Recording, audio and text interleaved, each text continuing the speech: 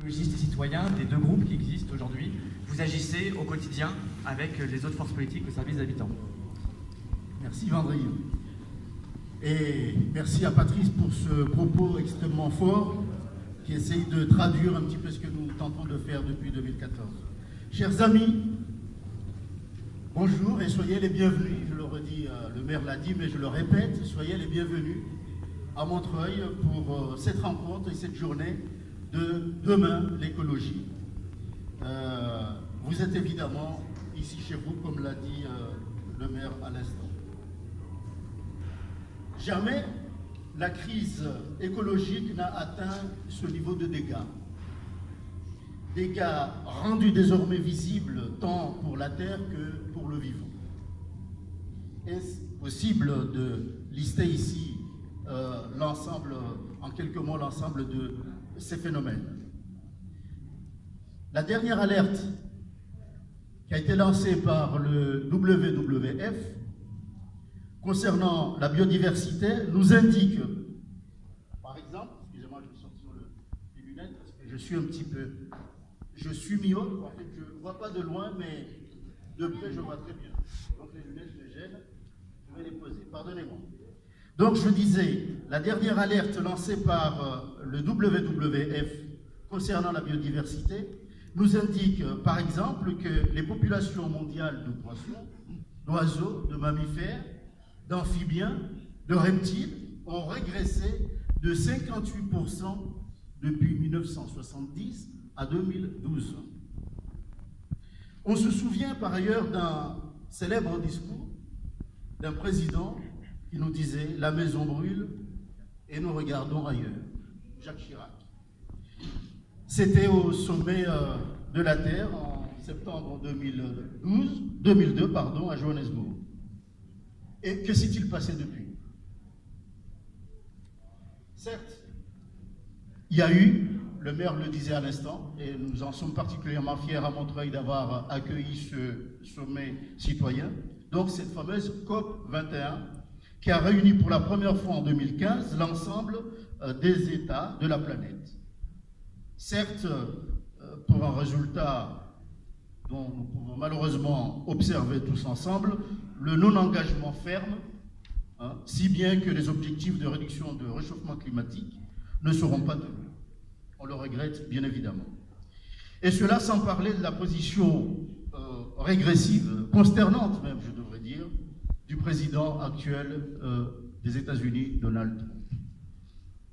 Alors, loin de céder à une vision catastrophiste, fataliste, les écologistes, dans toute leur diversité, leurs nuances, dans leurs différents champs d'intervention, ils sonnent depuis longtemps l'alerte, proposent des solutions, élaborent des alternatives, prennent des responsabilités, s'efforcent de construire un vaste mouvement pour promouvoir enfin un nouveau mode de développement.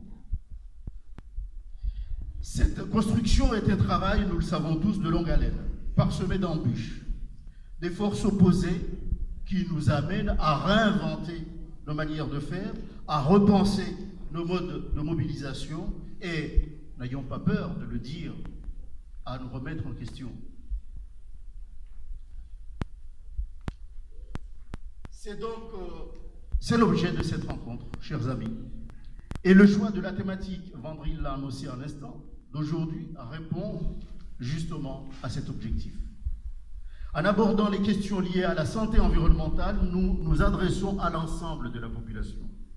Nous faisons en quelque sorte ce que nous disons ici depuis un petit moment à Montreuil, ceux qui nous ont précédés depuis 2008, un paradigme qui est qu'à Montreuil on parle d'écologie populaire.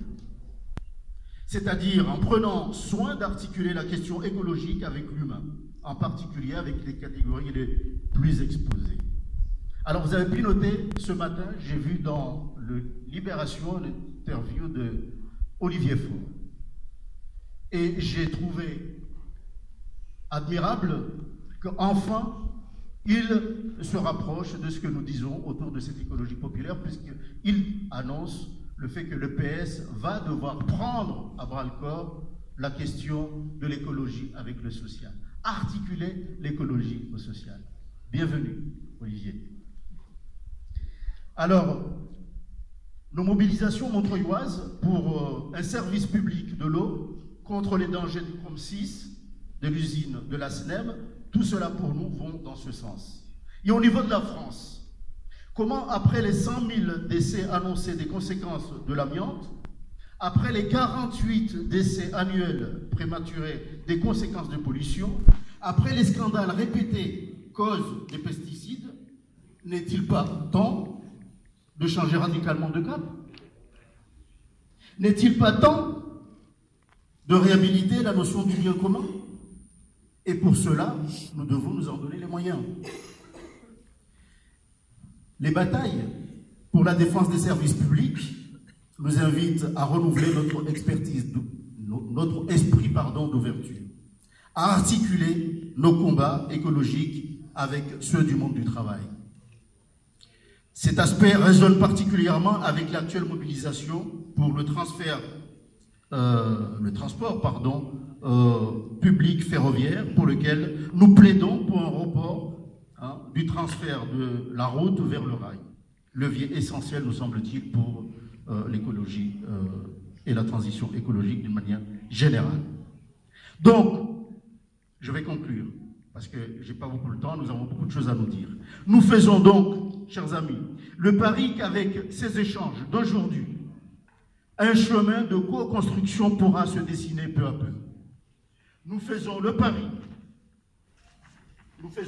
donc, que la mise en commun de nos expériences, de l'expertise scientifique des uns, de l'expertise citoyenne des autres, de l'action associative d'une part et de l'action dans les institutions d'autre part, sera dans un état d'esprit débarrassé de toute posture sournoise ou mesquine,